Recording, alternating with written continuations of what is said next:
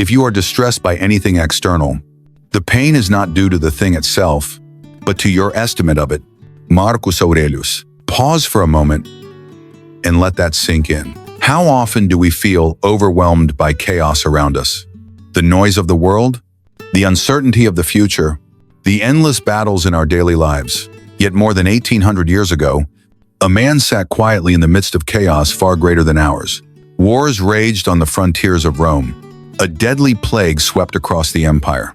Political intrigue surrounded him at every turn. And still, he picked up his pen and wrote words that would echo through centuries.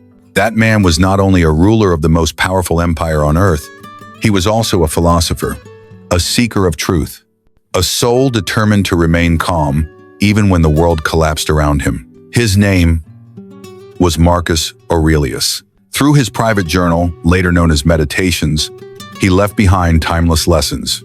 Lessons about resilience, about clarity of mind, and about finding peace within, even when everything outside is falling apart.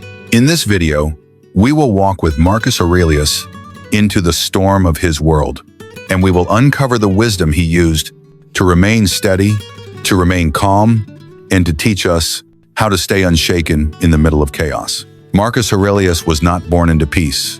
He did not grow up in comfort, free from worry, free from fear. He was born into a world of constant turmoil. As Emperor of Rome, he carried the weight of millions of lives on his shoulders. At the frontiers, wars never seemed to end. Tribes pushed against the borders. Rebellions rose.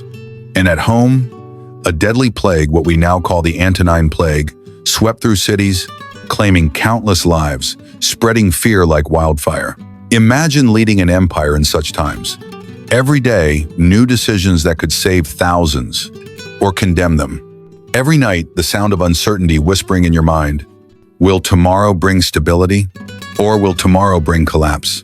And yet, through all of this, Marcus Aurelius did not simply rule. He reflected, he wrote, he sought wisdom, not just power. He turned his gaze inward, realizing that the storms outside could never truly destroy him, unless he allowed them to enter his soul. It's important to remember, Meditations, the book we read today as timeless philosophy, was never meant for us. He wrote it only for himself. Private notes, personal reminders, simple truths to anchor his spirit when everything else was falling apart. And perhaps that is why his words remain so powerful, because they were not written to impress. They were written to survive, to endure, to remain calm in a world that seemed determined to tear him down. This is the world of Marcus Aurelius, a world of war, disease, and political chaos. And yet, a world that gave birth to lessons still guiding us. Centurie la terre. Marcus Aurelius knew a truth that most of us still struggle with today. We cannot control the world. No matter how powerful you are, no matter how much wealth you hold, life will always throw storms your way. Wars will come. Diseases will spread. People will betray. And the world will move in ways you never asked for, never expected. But Marcus reminded himself of this simple fact. You have power over your mind, not outside events. Realize this, and you will find strength. Pause and think about that. How much of our suffering comes not from what happens, but from how we choose to see it? The insult from a stranger, the rejection from a job, the traffic jam that ruins your morning. It is not the event itself that breaks us. It is the story we tell ourselves about it. Marcus Aurelius faced endless chaos far greater than a bad day at work or a missed opportunity. And yet, in the middle of war camps, surrounded by disease, he would write, "If you are distressed by anything external, the pain is not due to the thing itself, but to your estimate of it." What does this mean for us? It means that peace begins the moment we take back ownership of our thoughts. When the world pushes us into anger, we can pause, breathe, and choose calm. When fear rises, we can remind ourselves that fear is only an idea, not a destiny. We cannot stop the storms from coming, but we can stop them from destroying us inside. This was Marcus's first lesson. The outside world is chaos, but your mind can be a fortress. Marcus Aurelius carried the weight of an empire. Every sunrise brought decisions that could save thousands or condemn them, and yet, he reminded himself again and again, not to be guided by fear, anger, or desire, but by duty. He once wrote, "At dawn, when you rise unwillingly, let this thought be present. I am rising to do the work of a human being." Pause. Let that settle. For Marcus, life was not about chasing comfort. It was about fulfilling responsibility, to lead with justice, to serve with honor, to rise each day and do what must be done, whether or not his emotions agreed. Think about our own lives. How often do we let emotions control us? We avoid tasks because we don't feel like it. We lash out because anger blinds us. We procrastinate, hoping motivation will magically appear. But Marcus teaches us, duty comes first. Emotions are temporary. What matters is action. A soldier cannot wait until he feels brave to defend the border. A leader cannot wait until he feels inspired to guide his people. And we cannot wait until we feel ready to live the life that calls us.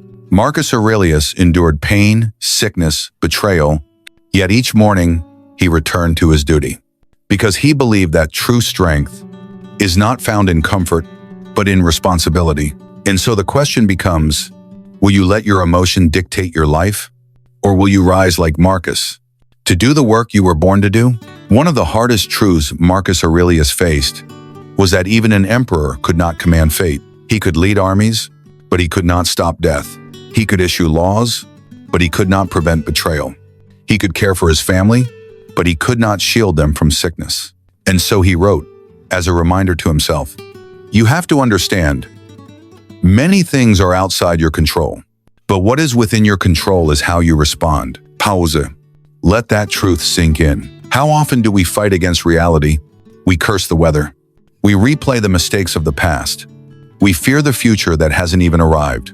And in doing so, we exhaust ourselves, fighting battles that cannot be won. Marcus refused to waste his energy this way. When the plague swept through Rome, he could not erase it, but he could lead with courage. When enemies invaded, he could not wish them away, but he could stand firm and do his duty. This acceptance was not weakness, it was strength. Because by surrendering what he could not control, he freed his mind to focus on what he could. We too must learn this lesson. There will always be storms we cannot stop, loss we cannot undo, pain we cannot escape. But peace begins when we stop resisting the inevitable and start choosing our response. As Marcus taught, fate leads the willing and drags the unwilling. So the choice is ours. Will we be dragged by life, kicking and screaming? Or will we walk with it calm, steady, unshaken? There is one truth Marcus Aurelius carried with him every day, a truth that most of us spend our whole lives trying to ignore. Memento mori. Remember, you will die. Not to frighten, not to depress, but to awaken. As emperor, Marcus saw death everywhere. On the battlefield, in the streets of Rome, even in his own family, as children were taken by sickness. And yet, instead of despair, he used this truth as a compass. He wrote, "You could leave life right now. Let that determine what you do, say, and think." Pause. Feel the weight of that. If this day were your last, would you waste it in anger? Would you cling to grudges? Would you delay the dreams you've buried for someday? Or would you live fully, courageously, honestly, knowing tomorrow is not promised? Marcus Aurelius knew that death was not the enemy. The real enemy was forgetting how precious life is. We chase wealth, we chase status, we chase distraction. And in doing so, we forget the only thing we truly own, this moment, this breath, this heartbeat. Memento mori is not about fear. It is about focus. It reminds us that life is urgent and that what truly matters must not be postponed. So ask yourself, if you were to leave life today, would you leave it proud? Or would you wish you had lived differently? Marcus's wisdom is clear. To remember death is to finally learn how to live. So what do we learn from Marcus Aurelius? This emperor who lived among chaos, yet found peace within? He taught us that the mind is our fortress, that no storm outside can break us, unless we allow it inside. He showed us that duty must rise above emotion, that we are here not for comfort, but for responsibility, for action, for service. He reminded us that acceptance is not weakness, that true strength comes from letting go of what we cannot control and focusing on what we can. And finally, he whispered the most humbling truth. Memento mori. Remember, life is fragile, and because it ends, it is infinitely precious. Pause. Let that truth settle in your heart. Marcus Aurelius did not write his words for fame. He did not intend for his private notes to become a book. They were reminders to himself, lessons he struggled to live each day. And yet, centuries later, they speak to us, to our worries, to our fears, to our restless modern lives. If an emperor surrounded by war, betrayal, and death could find calm within himself, then so can we. So when the world feels heavy, we remember Marcus. Remember that calm is not found outside, but within. The storms will always come. But you can remain unshaken. And so, as Marcus Aurelius reminds us, peace is not the absence of chaos, but the strength to remain calm within it. If these words touched you, carry them into your own life. And if you wish to walk deeper on this journey of wisdom, courage, and timeless philosophy, join us here. Subscribe so that the voices of the great minds of history can continue to guide you day by day, moment by moment. Until next time, stay strong, stay calm, and remember, you hold the fortress within.